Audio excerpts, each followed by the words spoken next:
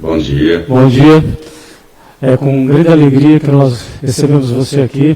Já vi algumas aulas, fiquei realmente empolgado com todo o conteúdo que Deus permitiu que você tivesse para nos transmitir. Sempre nós pensamos em prevenção, por isso que achamos fundamental que tenhamos esclarecimento. Dr. Cristiano Nabuco de Abreu, ele é coordenador do Laboratório de Dependência Digital na USP em São Paulo, faz parte de trabalhos também na França, que é um local que tem pesquisado muito sobre dependência digital. Então é com gratidão e louvor que nós o recebemos e a palavra é sua. Muita gratidão. Viu? Muito obrigado a todos. É uma satisfação, um prazer poder estar aqui com vocês. Eu vou, então, aqui trazer, durante a minha fala, algumas características, alguns alertas, algumas preocupações que têm sido notadas ao longo dos últimos 20 anos, principalmente no que diz respeito ao uso das tecnologias. Então, o que nós temos visto, alguns antropólogos eles têm nos reportado que a presença da internet hoje, do jeito que nós a conhecemos, ela poderia ser comparada à descoberta do fogo há 2 milhões de anos atrás. Nós sabemos que o fogo ele criou um divisor de águas muito importante, fazendo com que o ser humano, naquela ocasião, pudesse então se proteger, se aquecer, cozinhar os alimentos, dando um salto, uma impulsão significativa em todo o desenvolvimento humano. E o que está sendo entendido hoje é que a internet ela está passo a passo produzindo mudanças também extremamente significativas, como alguns dizem, jamais foram observadas antes na história. Para que vocês tenham uma ideia do quanto que essa mudança é significativa, antes da pandemia, acreditava-se que 2 em cada 4 pessoas no planeta estariam vivendo nos centros, nos grandes centros.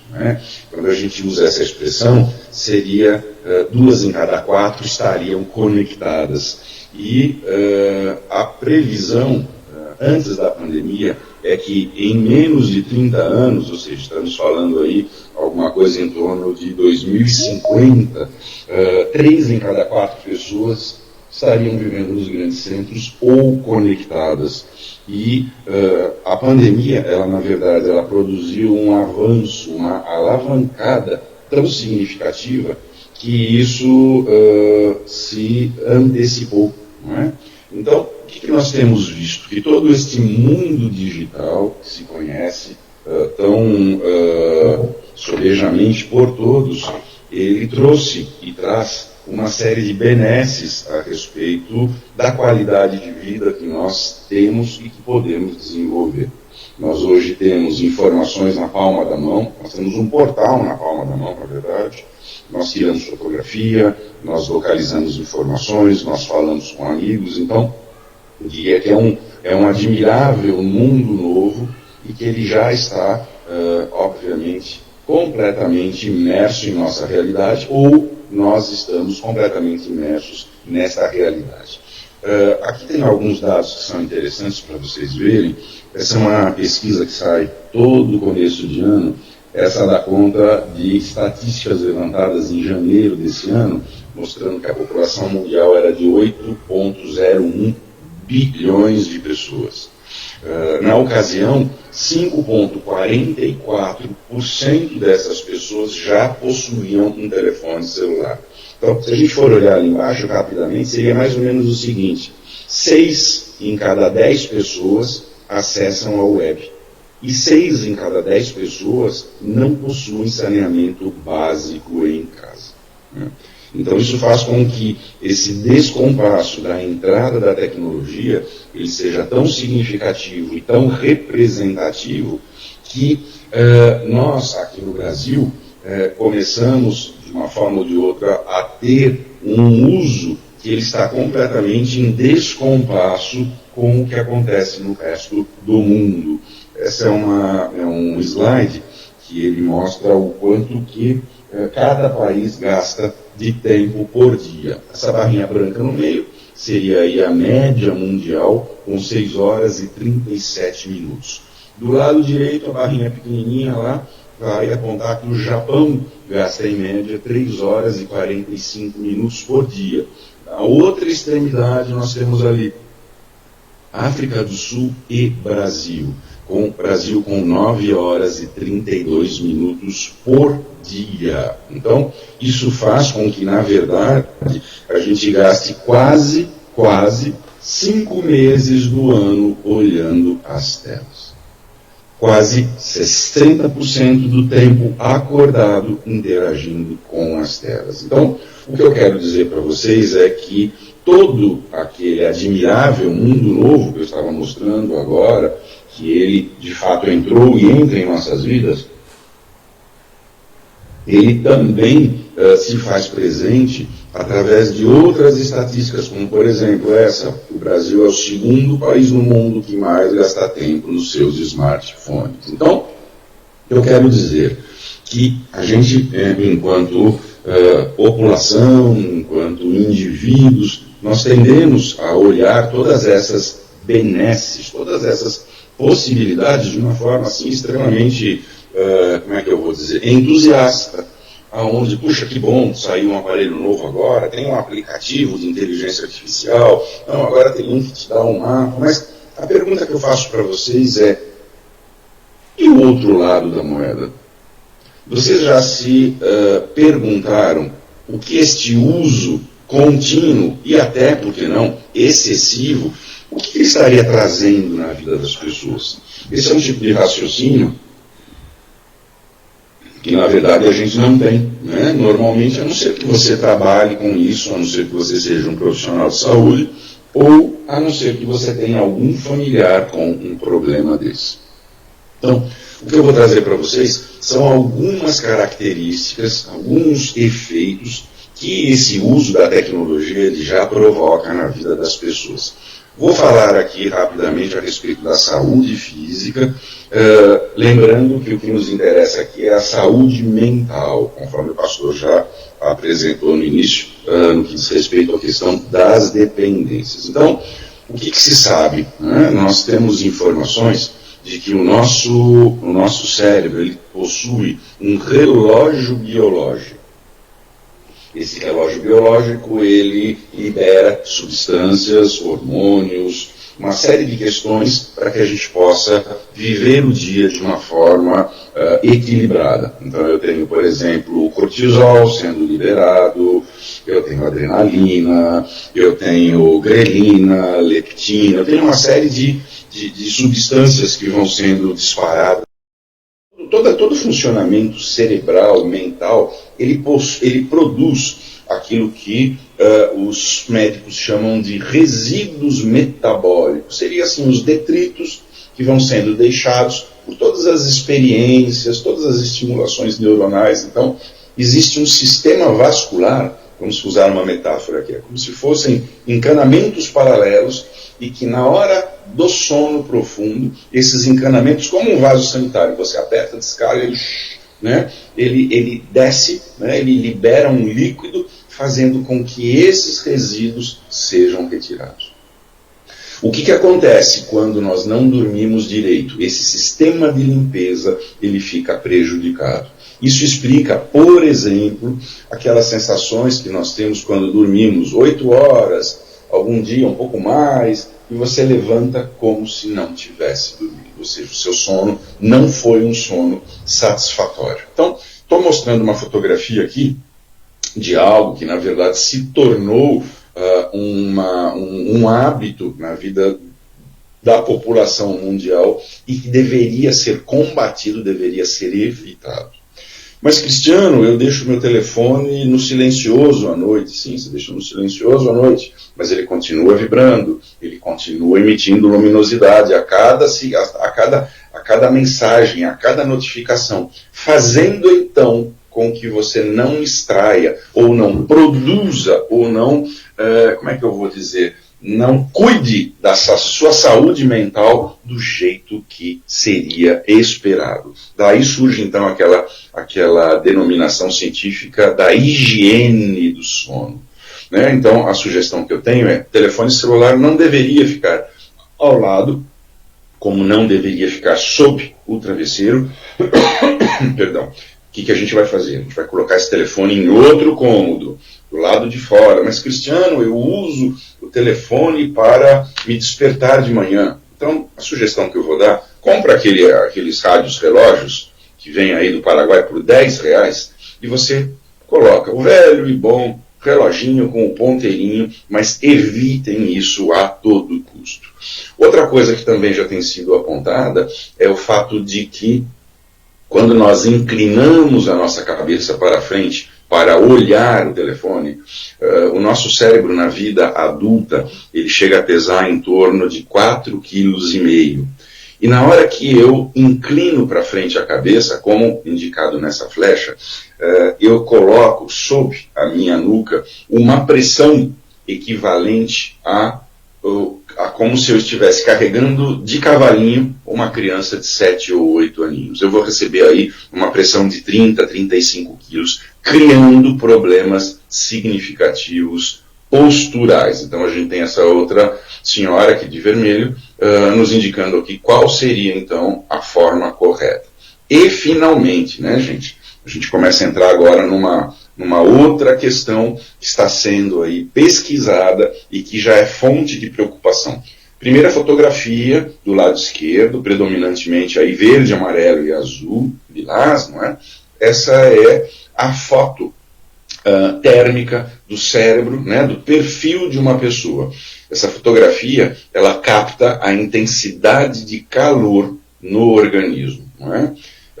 Do lado direito, onde tem toda a região vermelha, é depois de um indivíduo usar o telefone celular por um período aí de aproximadamente 10 minutos. Então vejam que a radiação térmica, vamos lembrar uma coisa importante: essa radiação térmica que o telefone celular emite, ela fica exatamente na amplitude das radiações colada na radiação emitida pelo forninho de micro-ondas. Então, o que isso quer dizer? Aquilo que o forninho faz com os alimentos é mais ou menos o que o telefone faz com o nosso organismo.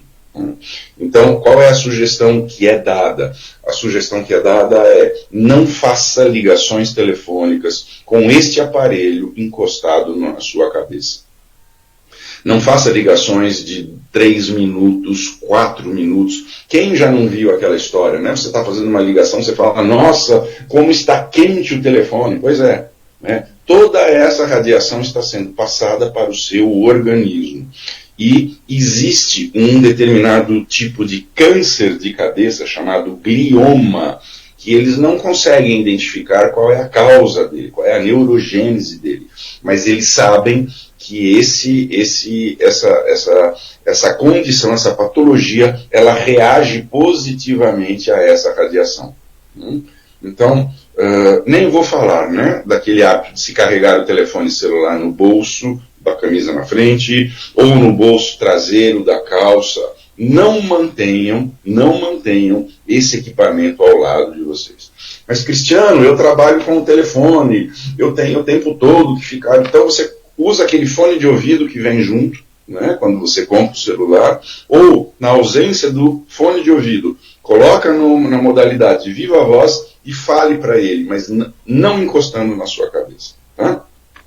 Para vocês terem uma noção como a coisa é séria, esse é o sistema de saúde americano chamado National Institute of Health, Instituto Nacional de Saúde, e ele tem lá um ícone que ele vai dizer para os americanos: cuidado com o uso do telefone celular. Não é?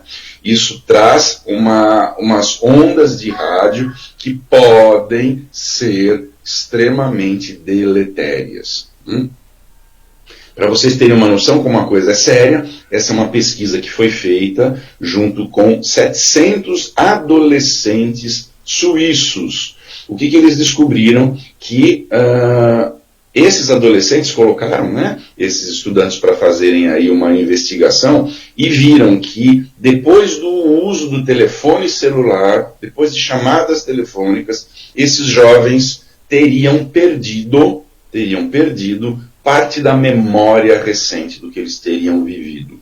Ou seja, inclusive essa radiação afetando a consolidação da memória. Então, o que eu estou trazendo para vocês aqui são coisas que, na verdade, ninguém fala, ninguém se debruça, ninguém tem um olhar, uma preocupação, mas eu diria que nós estamos vivendo uma nova epidemia silenciosa. De fato, o que nós estamos vendo hoje do uso dos celulares já deixou de ser um uso abusivo ou descontrolado faz muito tempo. Nós já passamos essa saída aí na estrada há muito tempo. Nós estamos numa condição hoje que eu diria que é quase uma calamidade pública e que isso será sentido nos próximos anos junto à nossa população, principalmente aos jovens. Essa é uma outra pesquisa, que agora a coisa começa a ficar mais séria ainda. Vamos imaginar essa foto que eu coloco, onde temos aí uma mãe grávida digitando com o telefone celular sobre a barriga, onde ela está gestando um bebê. Essa pesquisa mostrou que quanto mais, nessa avaliação, quanto mais mães usavam o telefone celular sobre a barriga, maior foi a ocorrência de aborto espontâneo até as 14 semanas de gestação. Ou seja, como se essa radiação ela pudesse estar afetando o desenvolvimento embrionário e provocando reações adversas. E para a gente finalizar a questão aqui da saúde, esse é um outro estudo muito sério, que eu inclusive telefonei aí para um grande jornal que todo mundo assiste à noite, e eles ficaram com medo de reproduzir essa notícia porque ela poderia causar aí uma preocupação, um abalo maior, né? Então, eles avaliaram em 5 países 166 pessoas.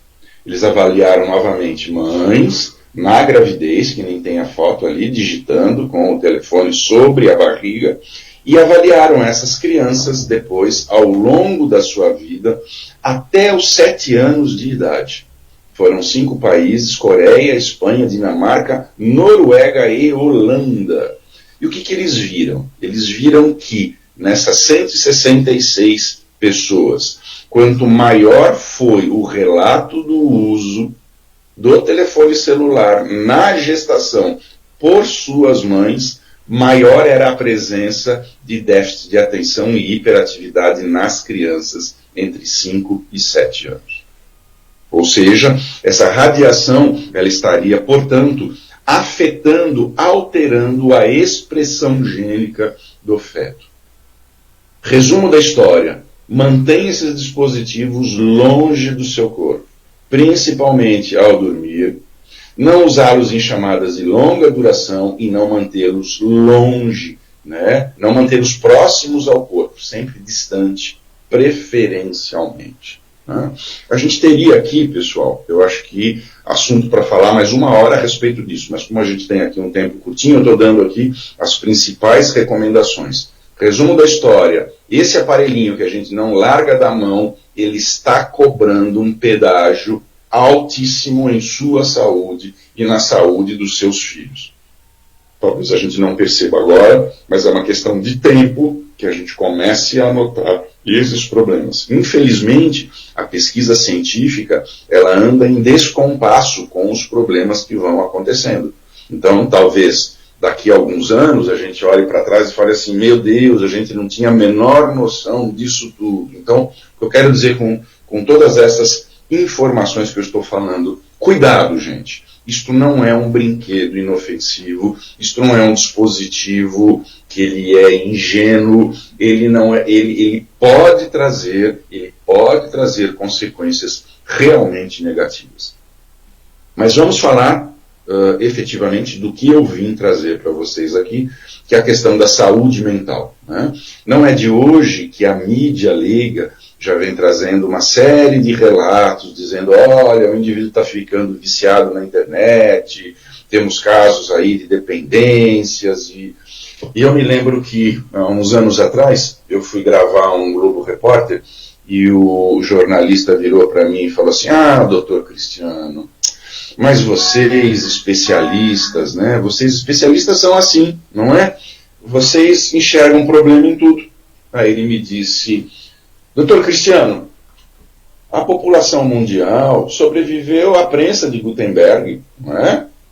A população mundial sobreviveu ao telefone. Nós, doutor Cristiano, sobrevivemos à televisão. O senhor é filho da televisão. Então, desculpe, doutor Cristiano, não venha querer dizer que as tecnologias são negativas. Elas são neutras. O que vai depender, na verdade, é a forma como eu controlo este uso. E eu falei para ele, muito respeitosamente, falei, olha, entendi o seu ponto de vista, de fato, ele até faria sentido, exceto por conta desta foto aqui. E eu mostrei essa foto para ele, e eu pedi para ele, por favor, olhar nessa foto. Eu falei para ele, fulano, você consegue, por favor, eu vou te dar 2 minutos aqui? Falei, não vou dar 2 minutos não, eu vou dar 2 horas para você me dizer qual é o erro que existe nessa fotografia. E expliquei para ele, essa foto é uma foto que foi tirada naquelas empresas lá, aquelas grandes de tecnologia nos Estados Unidos, que essa é, inclusive, a dona de um aplicativo que a gente usa o tempo todo, o dia inteiro. E eu peço para que eles consigam, na verdade, olhar, não é? E me dizer qual é o problema. E ele não consegue descobrir qual é o problema, não é? E o que acontece é que essa é uma empresa que ela trabalha 24 horas por dia. Essa foto foi tirada, não foi tirada num dia normal de trabalho, ela foi tirada numa noite de trabalho. Essa foto foi tirada às 3 horas da manhã, onde a cada 24 horas essas empresas, elas na verdade mudam a engenharia que está por detrás. Acho que todos vocês já passaram por uma situação onde você entra e fala, nossa, mudou a cor aqui do aplicativo, agora o botão está mais redondinho. Então, o que isso quer dizer? Estas empresas, elas estão mudando durante a noite, todos os dias, esses aplicativos. Aqui, talvez, eu teria o telefone mudando de cor, a televisão mais fina, mais alta, mais comprida. Aí não. Aqui, o próprio aplicativo é mudado, ou seja, nós não sabemos contra o que nós estamos lutando. Então, está aí, né, para não dizer que eu estou falando algo que seja falso, de fato, eles estão usando princípios da psicologia para fazer com que nós naveguemos mais. E aí está, inclusive, uma explanação, né, de uma outra revista dizendo o seguinte, os cientistas que fazem os apps, né, se tornarem viciantes, e fazem aí uma comparação do ser humano ganhando um telefone numa gaiolinha, como se fosse aquela caixinha do ratinho, que aperta a barrinha para ganhar água, não é? Mostrando então com que nós estamos sendo, de fato, manipulados. Então todo esse admirável mundo novo, que nós achamos que ele é maravilhoso, ele é, na verdade, extremamente perigoso, porque ele está trazendo consequências adversas. Né? Aqui são algumas estatísticas que a gente tem. Vamos lá, a primeira delas aqui, no quadradinho vermelho, 40% dos indivíduos usam telefone celular no banheiro, quando vão fazer o número 2 de manhã. Esse é um artigo americano chamado Dirty Talk, conversa suja, não é? E tem uma série aí de elementos, mas eu trago aqui um importante, esse quadradinho azul, uma pesquisa americana mostrando que 50% das crianças americanas com idade até 8 anos,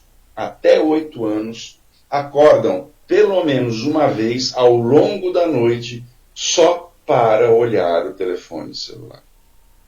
E qual é o grande problema? O que existe à noite, conforme eu já falei, uma série de funções. O que é liberado à noite, minha gente? Hormônio do crescimento. Não dormiu direito, não libera corretamente o hormônio do crescimento. Então, o que eu quero mostrar é que estas empresas de tecnologia, todas essas que a gente fica olhando o tempo todo para ver se eu recebi uma curtida, se deram um like naquilo que eu falei, são empresas que, na verdade, sabem o que elas estão fazendo e elas usam de recursos extremamente perigosos e, por que não dizer aí, maldosos de manipulação. Não é? Então, o que eles entendem? Que o indivíduo quer buscar notoriedade, ele quer ganhar visualização, ele quer ser um influencer, ele quer ser uma pessoa. Então, eles ensinam como você ser mais seguido nas redes sociais. O que a gente sabe? Cada vez que você tem uma curtida, que você ganha um like, o seu cérebro libera a dopamina. Dopamina é aquele neurotransmissor ligado à sensação de recompensa. Exatamente o que acontece com o cérebro quando nós consumimos álcool, algumas substâncias ilícitas, libera dopamina, fazendo com que isso então se torne um ciclo vicioso orgânico de dependência. Olha aqui esse exemplo que interessante. João e Maria. Estou trazendo aqui uma situação hipotética. Primeira foto aqui, João e Maria foram lá para, onde pode ser isso aqui? Ilhéus. Foram lá para Ilhéus, pegar a praia. Depois de um ano, João e Maria se casam.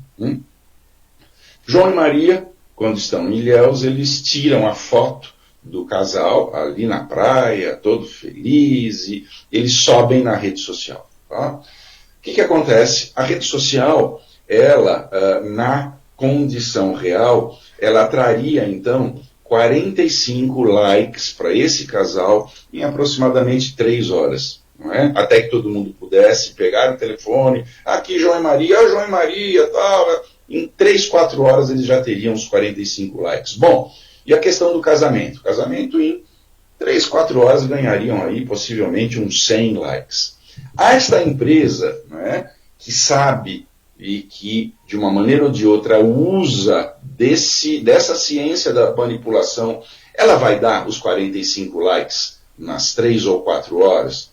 E o casamento? Ela vai? Não vai, gente. O que ela vai fazer? Ela vai distribuir isso em conta-gotas.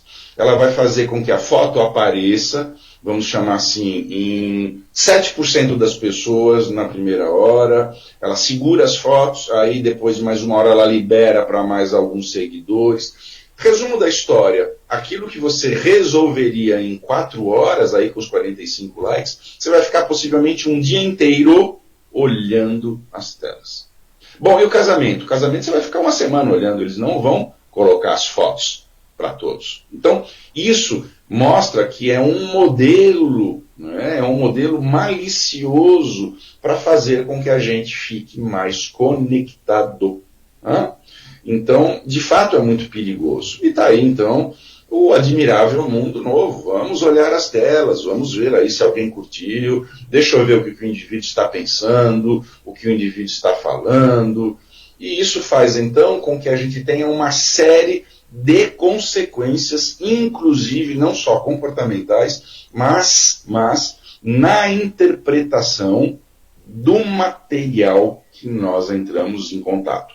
Vamos tentar entender aí do ponto de vista da leitura. O que acontece quando eu uso uma tela, né? Eles descobriram, gente, eles colocaram esse rastreador ocular, ele mede qual é o caminho que o globo ocular faz quando você está em interação com qualquer coisa. No caso, foram as telas.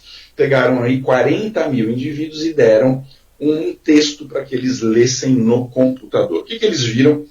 Que quando você tem uma tela na mão, o seu globo ocular reproduz esse movimento do F. É como se você olhasse em cima da tela de um lado para o outro, aí no meio da tela você desce um pouquinho e você acaba. E o que eles falam? Olha, é um jeito, esse de interagir, muito diferente daquele jeito que a gente aprendeu a ler um dia lá atrás. E o que eles descobriram, né? A pergunta da pesquisa era como que os usuários liam na internet. E eles compartilharam, dizendo o seguinte, apenas 16% lia palavra por palavra.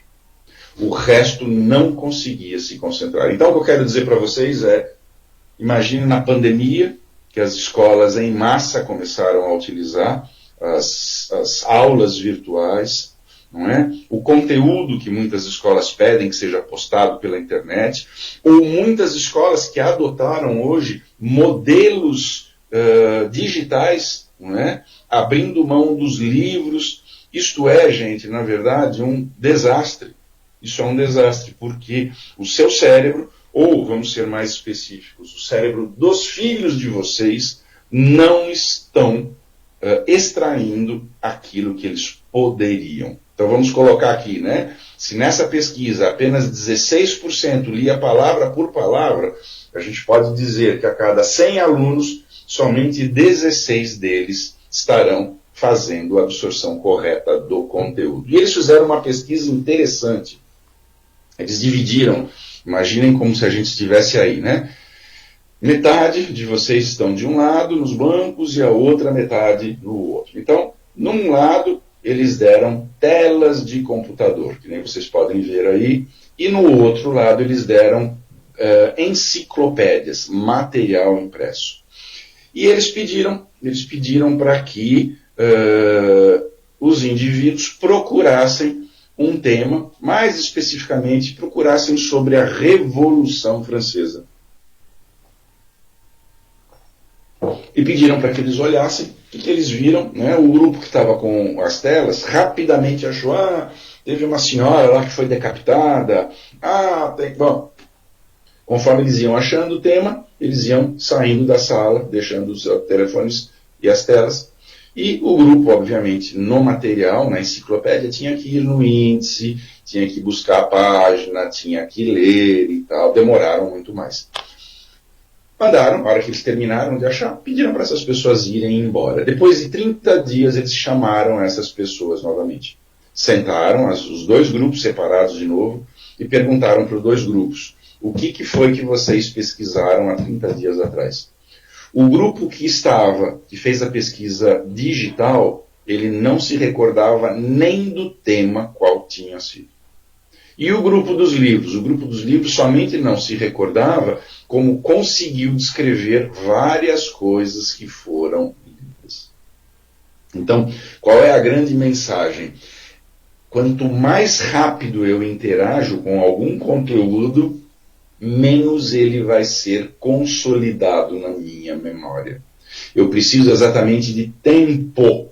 Meu cérebro precisa de tempo. Por isso que quando eu leio, né, por exemplo, eu não gosto de ler em computador, eu quero material físico e eu leio com um lápis ao lado. Então eu leio um parágrafo, eu risco, eu faço estrelinha, eu faço uma bolinha, eu balanço o lápis, eu bato com o lápis no meu queixo, eu olho para cima. Esse atraso, vamos chamar assim, que eu provoco, é o tempo que meu cérebro precisa para chamar todas as áreas da memória a funcionarem corretamente.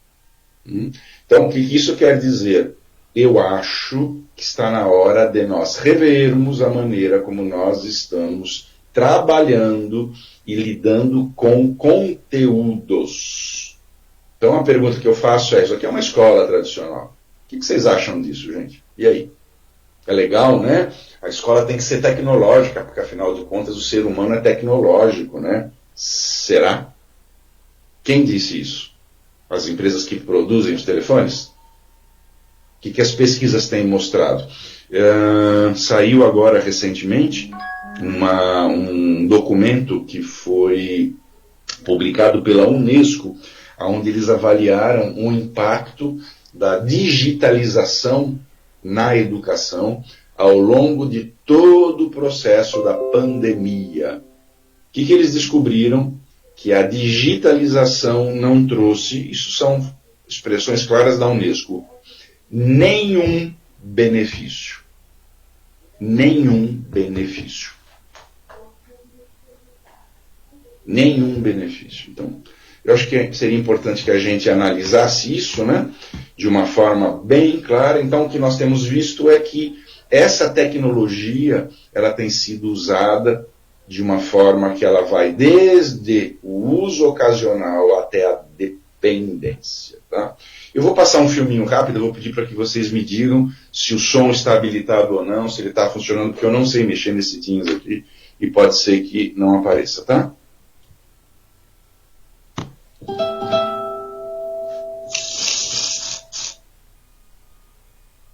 Tá passando o som?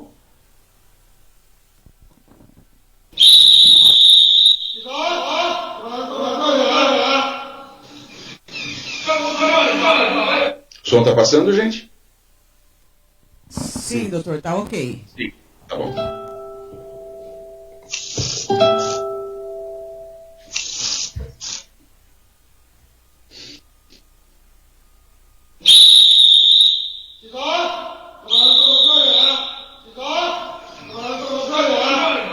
Vamos levantar rápido, levantar. Esse é um dos 150 hospitais na China que tratam os indivíduos que são dependentes de tecnologia. Eu falei 150 hospitais.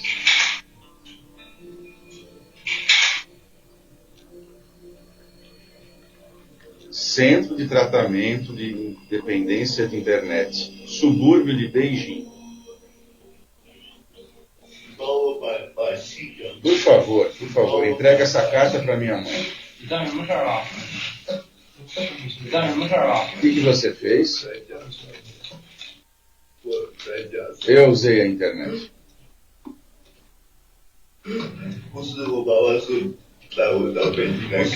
Meu pai me trouxe aqui para ver o médico. Mas ao invés disso, eles me trancaram aqui. Amarraram minhas mãos.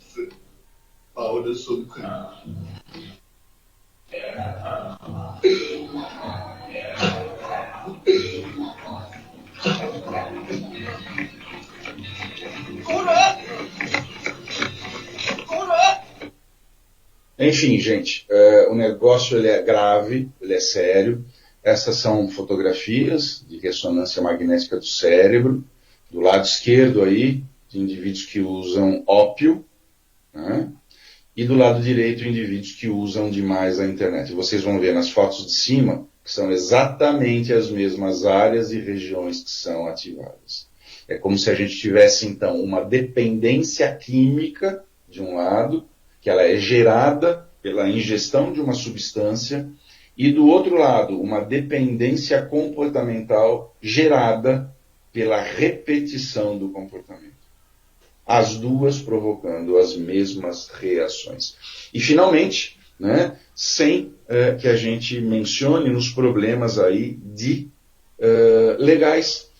Aqui são os vários aspectos que a gente tem, que são problemáticos, e eu vou trazer aqui os 3 últimos, né, que são muito frequentes, que é o sexting, que é o envio de fotos, talvez íntimas ou não, fotos que você tem normalmente e que vão parar em lugares que não deveriam, o grooming, que é o aliciamento de menores, e a fake news. Essa primeira do sexting é um vídeo feito pelo governo da Colômbia, ele foi transmitido em rede nacional. O segundo vídeo do grooming no Chile, também transmitido pelo governo nacional. Vamos lá.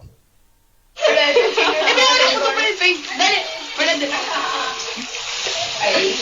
Tira el beso. Súper.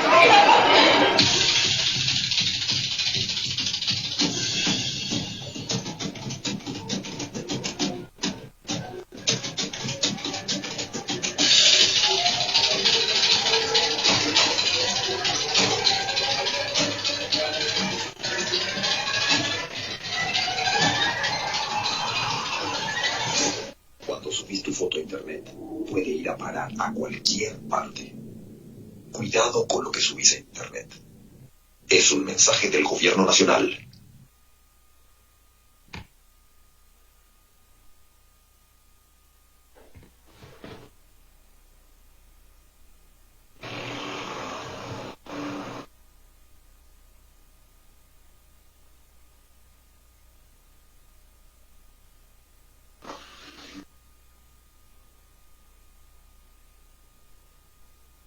¿Cuántos años tienes?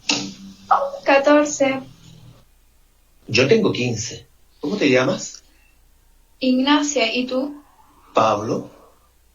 Oye, pero qué linda que te ves en la foto. ¿Y tú cómo eres? ¿Tienes foto? Te mando una.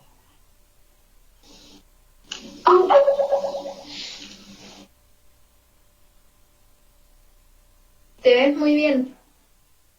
Gracias. ¿Te puedo ver por video?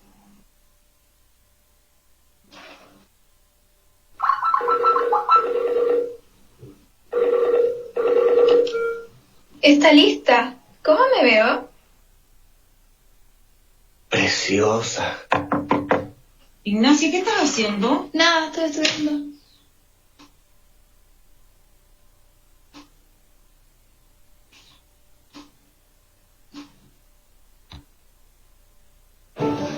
Convidamos 30 pessoas que representam a diversidade do Brasil para gravarem um vídeo. O que elas não sabem é que, enquanto esperam, vamos plantar uma notícia falsa e ver o que acontece.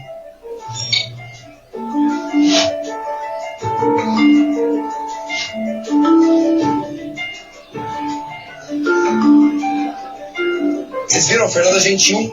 Sabe a Fernanda Gentil? Saiu da Globo. Eu adoro ela, meu pai é super fã. Gratidão, disse que fica feliz por ter tido uma oportunidade maravilhosa. Ela tá há algum tempo já. Tá, eu já mandei pra vários grupos da família. Olha só. Em apenas 1 hora de experimento, esse grupo encaminhou a fake news para outras 138 pessoas. Se a gente não tivesse derrubado a notícia, em 12 horas ela poderia ter aproximadamente 6 milhões de visualizações. Pessoal, vamos lá? Vamos gravar?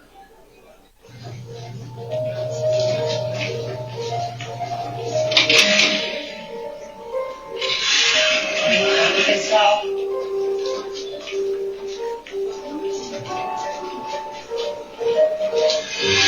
Oi? Estão surpresos de me verem aqui, né? Muito. Imagino. Vocês acabaram de compartilhar uma notícia sobre a minha vida e vocês, na verdade, estão participando de um experimento para mostrar como é fácil espalhar fake news por aí. Como vocês podem perceber, eu não fui demitida. Por isso, eu vim hoje aqui pessoalmente usar minha imagem para falar sobre esse assunto, porque eu sei como ele é mais do que importante, ele é perigoso. As notícias falsas, gente, são criadas de propósito, todos os dias, para manipular nossas opiniões, atitudes, pensamentos. Tem gente que até ganha com isso. Agora, se você repassa essa informação falsa, sem saber se é verdadeira, de onde ela vem, quem está te passando, você também faz parte desse problema. Porque uma notícia virtual pode atrapalhar e muito a vida real das pessoas. Eu, felizmente, posso vir aqui, olhar para vocês e desmentir o que vocês leram sobre mim. Agora, e quem não pode?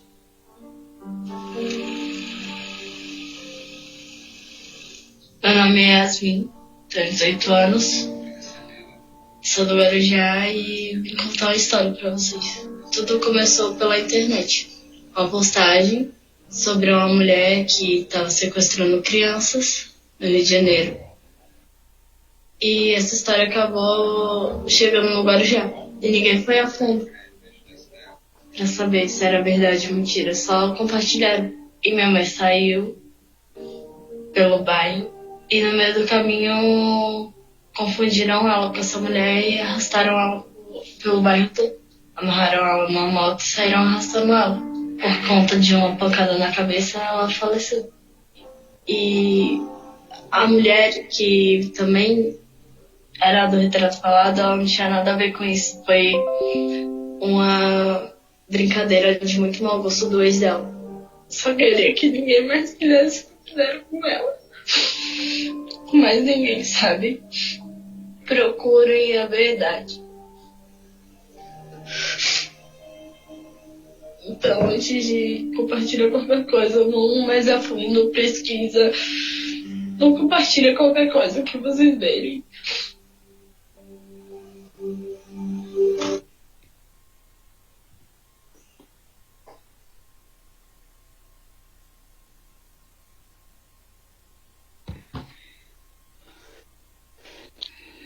E agora, né, gente? Acho que esse é o grande ponto para nós que trabalhamos, né, com essa população, onde nós atendemos jovens que chegam a ficar 30 horas conectados sem parar. Muitos desses jovens, eles usam fraldas para não parar de jogar. As famílias estão sendo desestruturadas. É muito grave, né? E a grande sensação que eu tenho é que essas empresas sabem o que elas estão fazendo e o preço quem paga é a população leiga, nós todos, né? Nós todos temos que lidar com algo que eles estão fazendo. Então, o que eu vou trazer para vocês, né? A primeira coisa é que nós tenhamos consciência com relação a tudo isso que eu estou falando. Isso a gente precisaria estar falando para todo mundo o tempo todo, não é? Para que as pessoas soubessem dos riscos. Então, o que eu vou pedir para vocês, né? Não façam isso que essa foto mostra. De jeito nenhum. Não façam isso. Porque o que acontece, né? Cada vez que eu tenho, nos momentos de concentração, uma tela ao meu lado, com certeza eu vou perder na minha capacidade de concentração. Isso daqui é o que a gente tem sugerido que seja feito em aulas, ou seja, em salas de aula, você até pode utilizar a tecnologia, você utiliza a tecnologia, depois que utilizou a tecnologia, você guarda. Então vamos pesquisar sobre tal assunto. As crianças, os jovens usam, pesquisam, acabou a pesquisa, recolhe o equipamento. Reuniões de trabalho, aí embaixo. Vamos manter o foco no que está sendo discutido e não na mensagenzinha do like que acabou de chegar. Tá? Isso daqui é uma outra sugestão que a gente também tem indicado, não é? Você compra essas sapateiras aí, essas colmeias, e você coloca aí a informação, o telefone, né? Vamos utilizar essa tecnologia somente fora dos momentos de concentração. Então, eu vou atender um paciente, eu atendo meu paciente, eu trabalho, a hora que eu terminei eu vou lá, eu olho, não fazer aquilo que eles chamam de multitarefa, né? Então, o que eles estão dizendo é que essa tecnologia, essa bolinha vermelha que ela aparece nos aplicativos, ela é feita exatamente para que a nossa atenção seja distraída. Para que a gente, então, possa interromper o que nós estamos fazendo. Então, algumas pesquisas dizem que a gente está vivendo uma epidemia da distração. Então, essa é uma pesquisa da Universidade da Califórnia que mostra que cada vez que eu estou, vamos imaginar que eu estou aqui dando aula para vocês e vocês mexeram no telefone, vai levar 23 minutos, olha só, 23 minutos para o seu cérebro se reestruturar novamente para que ele possa prestar atenção. Se vocês olharam o telefone como a gente olha, né? Óbvio, não se sintam culpados.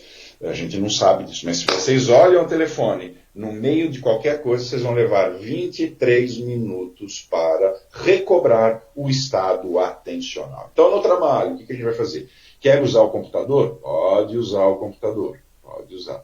Só que você vai, na verdade, manter silêncio e você vai fazer só aquilo. Você não vai abrir rede social, você vai fazer uma única coisa de cada vez. Preferencialmente, lembra que eu falei do pessoal que lia material impresso, que gravava mais?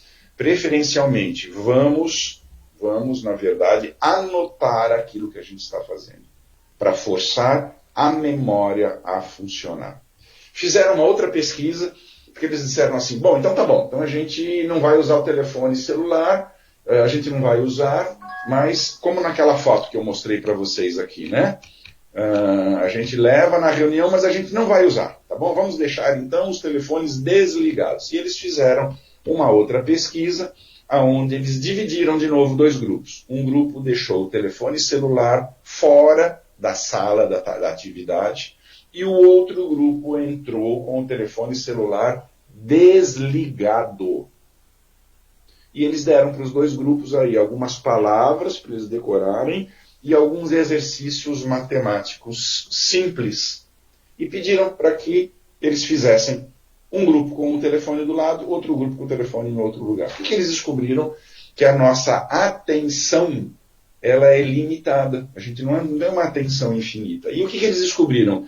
Que o grupo que entrou com o telefone celular, parte dessa atenção ficou ali em suspensão, esperando o telefone vibrar, tocar, mesmo ele estando desligado. Resumo da história: o grupo que entrou com o telefone junto performou infinitamente menos do que o outro grupo que deixou o telefone fora.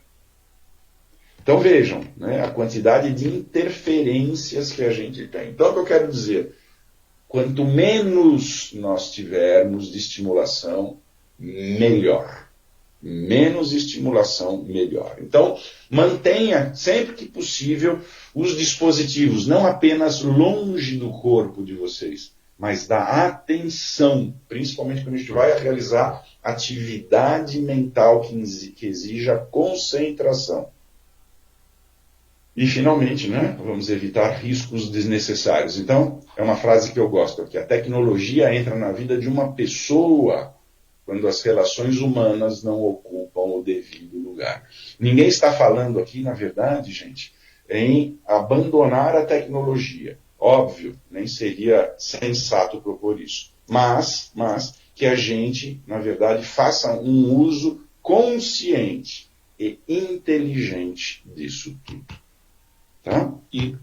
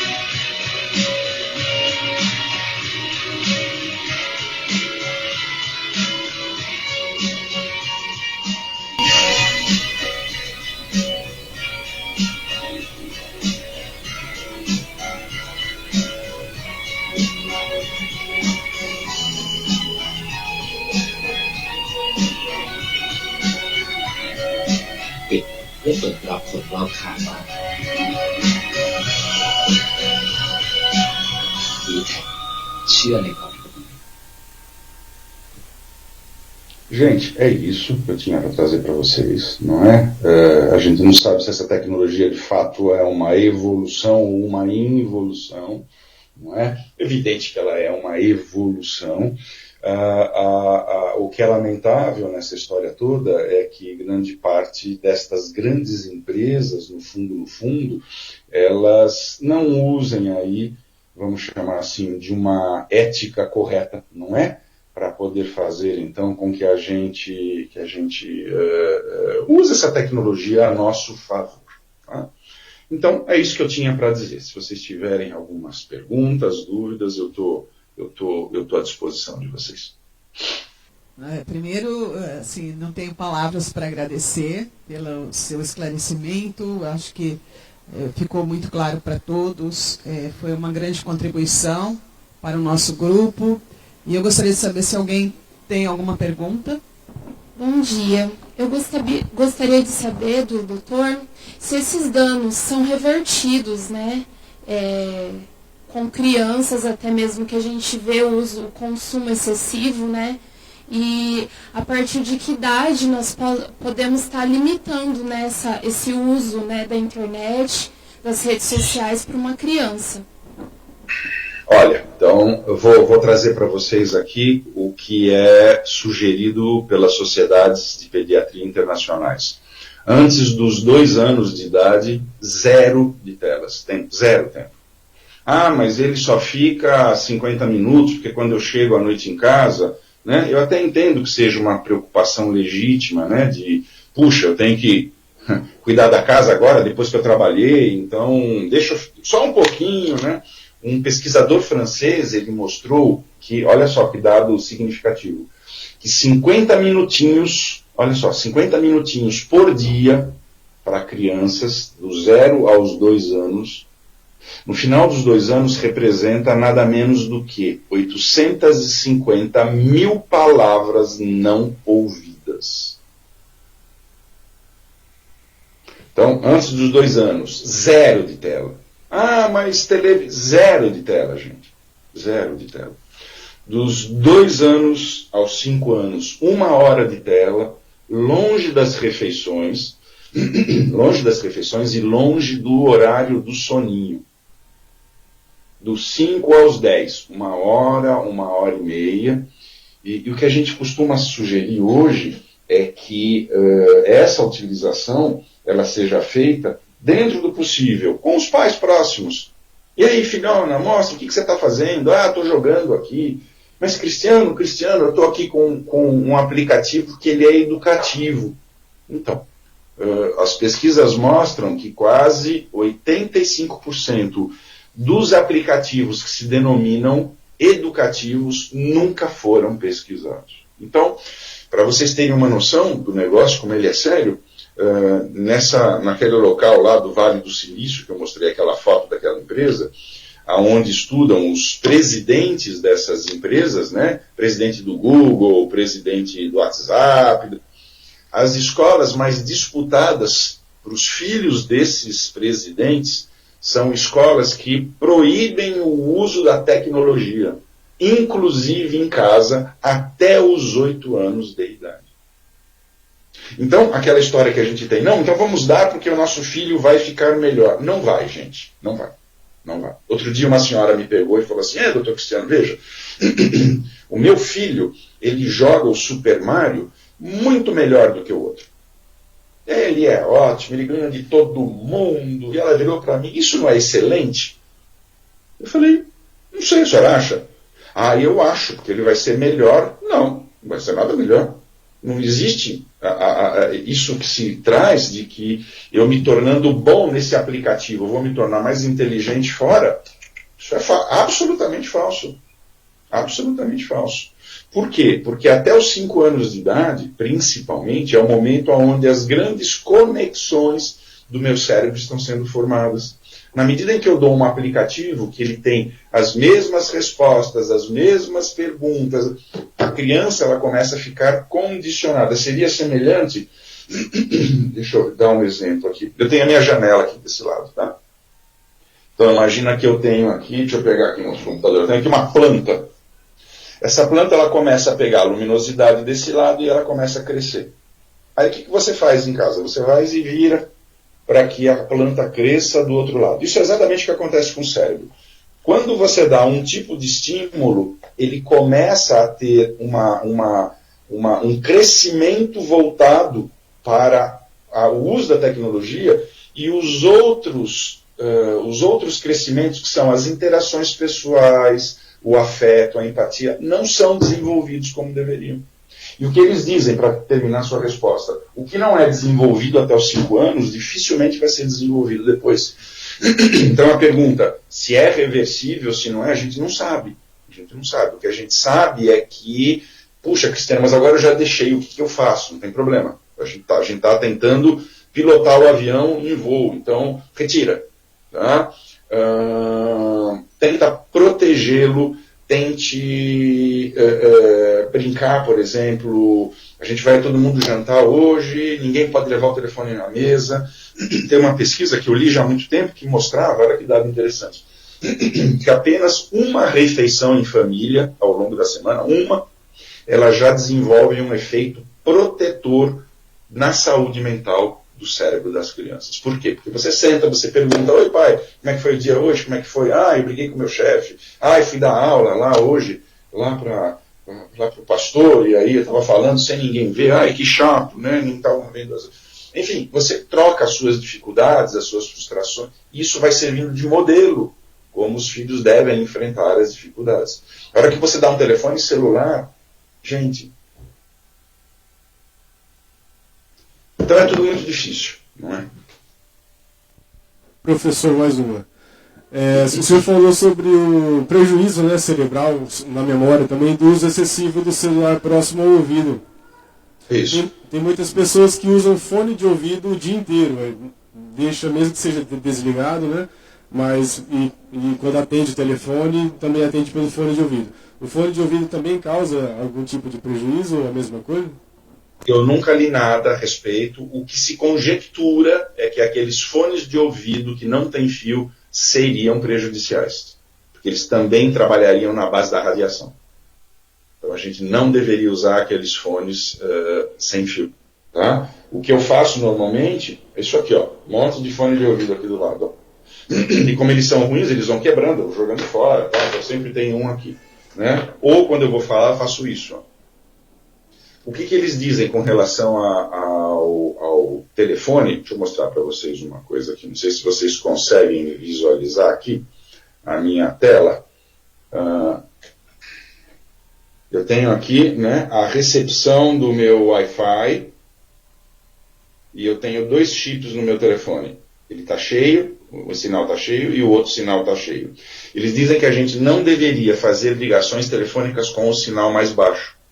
Porque quando o sinal não está cheio, o telefone começa a emitir radiação para capturar a antena mais próxima que existe junto. Né? Então, é que a gente deveria ter cuidado com isso, entende? Também tentar manter esse... Tá ótimo. Mais uma, professor. Os sinais de dependência, existem sinais que a gente pode começar a se atentar? O que são os principais, enfim... Claro. Nossa, quando os filhos, como é que eu vou dizer, ou o usuário, ele não quer fazer as coisas com a família, quando ele não quer mais sair do quarto, a literatura tem chamado essa população toda dos filhos do quarto, porque eles não saem mais. Eu não sei se vocês assistiram a novela Travessia, né, da Glória Pérez, a última, onde nós colocamos lá 2 personagens, né, o Theo, que usava muito videogame, e aquela outra menina também, que sofreu assédio sexual. Então é aquilo, né? A gente, muitos pais, eu acho que de uma forma até inocente, acabam dando equipamentos bons de Natal. Vou te dar mais memória, um computador melhor. Cuidado, gente, cuidado. Tentem limitar o tempo de uso. Durante a semana, você quer usar? Pode usar, mas é uma hora. Tá? Final de semana? Pode usar, mas você vai sair do quarto depois. Porque enquanto eles são pequenos, você consegue. Depois, gente, a quantidade de jovens, vocês não têm noção, que eu atendo, que estão com as vidas assim estragadas, com 20, 21, 22 anos, que ficaram jogando a adolescência toda. É terrível. Eles nem aderem mais ao tratamento. Tá? E os pais acabam falando, bom, o que eu vou fazer, né?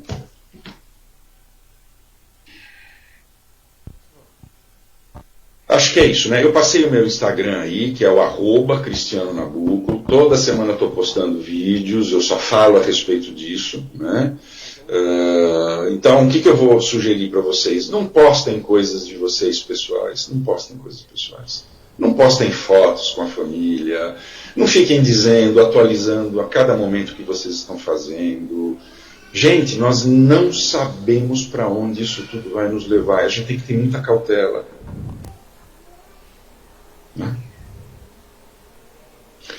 Gente, é isso. Espero que eu tenha colaborado com vocês. Né? É um assunto que ele é muito polêmico. A gente precisava aqui de 8, 10, 12 horas falando a respeito disso tudo.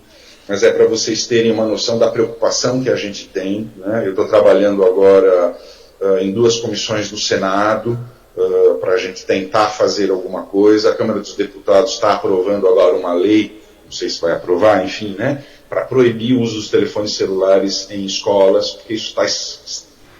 É terrível, é terrível. eu tive um caso, né, se vocês me permitem, é um caso mais picante, mas eu vou falar aqui, de uma senhora, que ela chegou para mim e falou: ai, doutor Cristiano, olha aqui o telefone celular da minha filha. E eu peguei e falei: o que tem, né? Tinha um monte de imagens ali, eróticas, pornográficas. Eu falei: Dani, pelo amor de Deus, como que isso foi para ela? Eu comprei um telefone e dei para ela. Sei. E o que acontece? Bom, o que acontece é que a filha está acessando isso, meu Deus. Bom, foram pesquisar para ver o que aconteceu. O que acontecia? Como todas as crianças na escola levavam telefones celulares, a recreadora, na hora do intervalo, escrevia na lousa o nome de algumas músicas para essas crianças procurarem. Uma das músicas que a recreadora escreveu foi A Dança do Pintinho. Então veja, gente, peraí.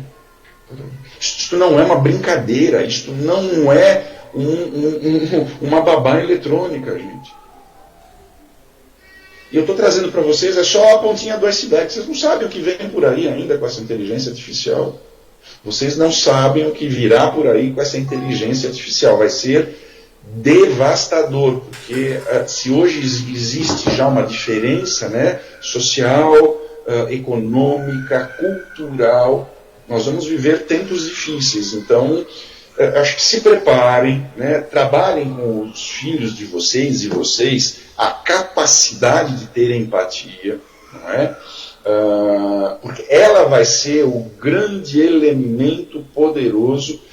Quando a gente estuda filosofia, é muito interessante porque alguns filósofos falavam da questão da felicidade, que é a busca da felicidade, tem que ser feliz, e Aristóteles, se não me engano, ele contrapõe, ou ele amplia esse conceito, ele fala o seguinte: olha, ser feliz talvez não seja uma meta em si, não é?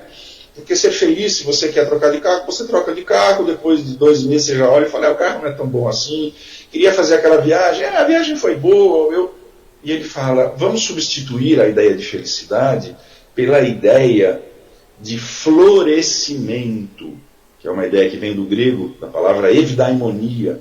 Então ele pergunta assim: você floresceu? Você está florescendo? Você tem projetos de vida? Você entende que você tem que se tornar uma pessoa melhor? Qual é o legado que você está deixando para o mundo? Então, o que eu quero trazer com essa ideia é: desenvolvam projetos. Projetos de ajudar o próximo, projetos de levar a educação. Minha filha tem um projeto, por exemplo, que ela vende árvores a preço de custo, chama Ação Maué, com W, onde você vai lá, paga R$50, que é o preço da muda da árvore, e ela vai e planta árvores na cidade. Já plantou mais de 1000 árvores aqui, porque ela fala: temos que reflorestar, né? Então, o que eu faço no meu Instagram? Eu levo informação. Eu estou montando uma fundação agora para ajudar as pessoas, porque não vai ser a felicidade que vai me preencher isso. Então, o que eu quero dizer, né? A própria visão espiritual, religiosa de um mundo melhor, a gente tem que procurar se aplicar de uma maneira onde a gente consiga impactar o mundo de uma forma positiva. Desculpem aqui, em vez de ficar perdendo tempo, se alguém curtiu a foto do prato de macarrão, que relevância isso tem na vida da gente? Puxa, Cristiano, mas as crianças, elas aprenderam a viver. Não, tudo bem. Eu não estou falando que você não possa ter uma rede social. Pode. Mas é você que controla a rede social, não é a rede social que te controla. Acho que esse é o grande ponto, não é? De novo, eu não estou falando mal da tecnologia, mas o QI mundial está caindo. A capacidade de criatividade, de aprofundamento, ela está despencando. Então, está acontecendo algo muito grave que ninguém está percebendo. Gente, é isso. Não quero ocupar mais o domingo de vocês. Eu tenho que ir para o hospital ver minha mãe, que não está bem. Mas é isso. Espero que eu tenha colaborado. Se vocês tiverem mais perguntas, é só me fazerem ali pelo Instagram. Tá bom? Muita gratidão pela sua disponibilidade e pela extensão e profundidade daquilo que nós aprendemos hoje. Muito obrigado. Obrigado, gente. Obrigado. Doutor. Bom domingo para vocês. Os olhos são a lâmpada do corpo. Se os seus olhos forem bons, todo o seu corpo será cheio de luz. Então, como estamos usando os nossos olhos. Sinceramente, eu fiquei impressionado. Não vou dizer assustado, mas impressionado. Como ele mesmo disse, 10% daquilo que a gente sabia. A ponta do iceberg, né? Mas o bom de tudo isso é saber que Jesus já tinha nos dito. Então precisamos aprender com o professor perfeito. Ele colocou a importância dos olhos. Como é importante? Os olhos são a luz, são a lâmpada do corpo. Se os seus olhos forem bons, todo o seu corpo será cheio de luz.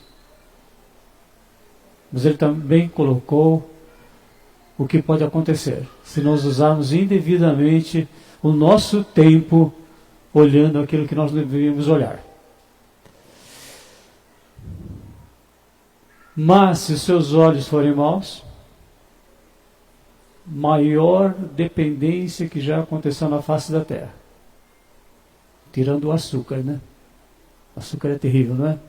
Precisa não esquecerem. Mas nenhuma dependência alcançou a dependência digital. Nos tempos em que o tabagismo era um problema sério de saúde pública, chegou a 35%, 40% de pessoas fumando. Médicos prescrevendo para grávidas fumarem para ficarem tranquilas. Olha o que a ciência faz. Hoje, qualquer médico condenaria isso, né? Então nós suplicamos, nós estamos num momento crítico. E mais uma vez, eu não achei que era tão grave. Sabia que era grave, mas gravíssimo. É gravíssimo ou não? Muitas vezes as pessoas dizem assim que nós somos extremistas. Seu filho já falou isso para você? Você é extremista.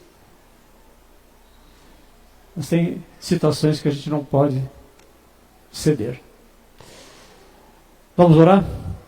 Com gratidão, com louvor, porque graças a Deus, quem está em Cristo, nova criatura é, as coisas antigas já se passaram, e eis que tudo está se fazendo de novo. Então, a partir de agora, a Bíblia é muito precisa, exata nesse sentido.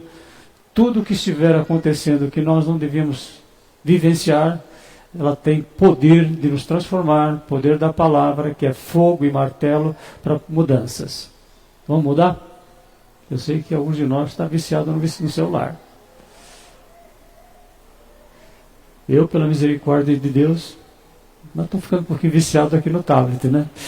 Mas o tablet não acessa celular, não. Que realmente tecnologia é coisa maravilhosa se for bem usado. Senhor nosso Deus, nosso Pai, com gratidão, com louvor, que nós absorvemos esses conteúdos que foram nos apresentados hoje. Suplicamos, imploramos pela vida do Dr. Cristiano Nabuco, de Abreu, pela sua mãe também, que ele relatou que está enferma, e suplicamos que no poder do Espírito nós possamos todos ter consciência e aprender com Jesus. Se os nossos olhos estiverem sendo usados devidamente, isso vai fazer com que todo o nosso corpo tenha luz. Mas se usá-los de uma forma indevida, todo o nosso corpo será trevas. E essas trevas atingem até o cristão na vida espiritual. Compromete a vida espiritual. Compromete a vida mental, como nós vimos. Doenças mentais que estão acontecendo relacionadas com a dependência. Compromete a nossa vida física. Já existem relatos de que o celular leva ao sedentarismo. 10 minutos, 5 minutos que nós ficamos no celular, podemos fazer alguma atividade e fazer prevenção de muitas e muitas doenças. Já existem estudos demonstrando a relação entre dependência digital, hipertensão, AVC, infarto do miocárdio. Como podemos brincar com algo tão sério? Nós também reconhecemos que só no poder do Espírito Santo, no nome de Jesus, seremos vitoriosos. Amém. que nós vamos fazer? Meia hora de escola bíblica? Pode ser? Eu tenho café, né? Tem um café. Hoje vamos ficar sem escola? O que vocês acham? Vamos ficar sem escola para digerir tudo que foi apresentado aqui, repensar, discutir entre nós, né? Nós podemos colocar os nossos pontos de vista, aquilo que nós aprendemos entre nós mesmos, né? Isso vai reforçar a memória, né? Gratidão pela Cláudia, ela que fez toda essa intermediação. Mais uma vez, orando por esse médico, esse psicólogo de extrema importância no Brasil e no mundo. Fala, Cláudia, ele está trabalhando na França, né? Fala para nós só. Como nós vamos só tomar café, dá para ficar mais um pouquinho de tempo aqui. Faz parte de uma comissão para controle de dependência digital na França. Faz parte. E ele relatou numa das palestras dele, numa das lives dele, que ele tem relato de uma criança de 9 meses, né? Uma criança de 9 meses que entrou em cima da abstinência. Tremor, agitação, querer o pai e a mãe colocar no celular, ela melhorou. Quer dizer, no nosso cérebro acontece a mesma coisa com as dependências de droga, de tudo que você puder imaginar de dependência. Gratidão a vocês, né? Vocês participaram, vieram, ouviram. E... Oi? Mídia. Deus seja louvado por vocês, né? Vocês são eficientes mesmo. Né? Toda a mídia aí, não vou falar nomes para não esquecer ninguém. Quem mais? Agradecer para quem mais?